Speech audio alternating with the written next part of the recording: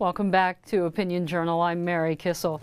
New Jersey Governor Christie, who you see here, soon must name a replacement for Democratic Senator Frank Lautenberg, who passed away on Monday.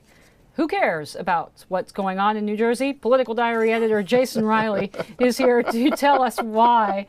Jason, disappointment doesn't change the balance of power. Did New Jersey viewers do something to offend you, Mary? Jason, no, look, it doesn't change the balance of power in the Senate. So really, who cares about who he puts in this seat? With Frank Lautenberg's death, Democrats lose a seat. They go from 55 to 54. That matters. This is a pretty closely divided Senate. You've got some big issues coming up like immigration reform. You've also got Senate Majority Leader Harry Reid, who wants to change the rules of the Senate to end that 60-vote limit on cutting off debate. And so, yeah, there are some big issues going on. But before Christie gets to picking someone, he also has to decide when to hold the election. Yeah, which is very controversial. I know it is controversial. It seems like the laws in the state are a little bit confusing.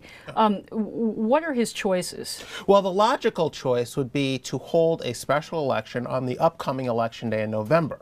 That would save money. You know, you wouldn't have a separate election day, which costs money. He's supposed to like saving money. Right. It would be the fiscally responsible thing to do. The problem is that he's on the ballot in November, and the likely Democratic candidate for the Senate would be Cory Booker, and who would be at the top of the ticket, bring a lot of Democrats out to the polls. Now, Christie's not so much worried about his own election. He's crushing his Democratic opponent in the gubernatorial race, although he does want to win by a large margin, and this may mean that he wins by a smaller margin. But he's more concerned about bringing a lot of Democrats out to the polls if he holds the special election on the election day in November coming up. So you're looking not just towards this year's re-election, but actually forward to the presidential race. Christie wants, everyone assumes he has presidential ambitions. I'm one of those people who also makes that assumption. And so he wants to win big in New Jersey, to have some momentum going into 2016, to say to those Republican primary voters, listen, I'm from a blue state.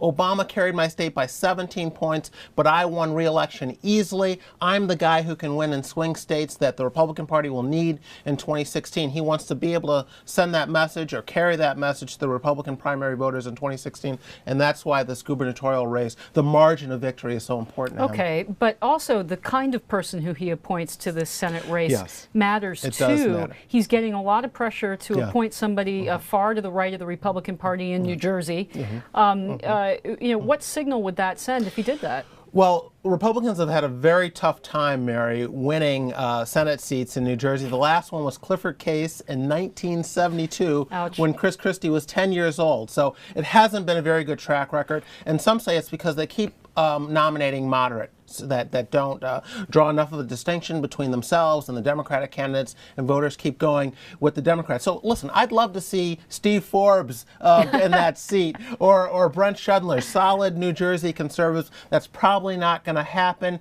You look at the number of senators in the Northeast that are Republicans, you can count them on one hand. You know, Susan Collins, Kelly Ayotte, Pat Toomey in Pennsylvania. There aren't a lot. So he's got to find someone, again, Cory Booker, popular Democrat mayor of Newark, is probably going to be the Senate candidate for the Democrats. You have to find someone who can beat Cory Booker. Yeah. And, you know, I think Cory Booker, Jason, that is one a very, guy very tough that call. he might want to look at, though, is a biotech executive named John Crowley, who almost ran for Senate against Menendez, the state's other senator, in 2012. Gotta leave it at that, Jason. Gotta leave it at that. Political Diary editor Jason Riley, thanks for being on the show.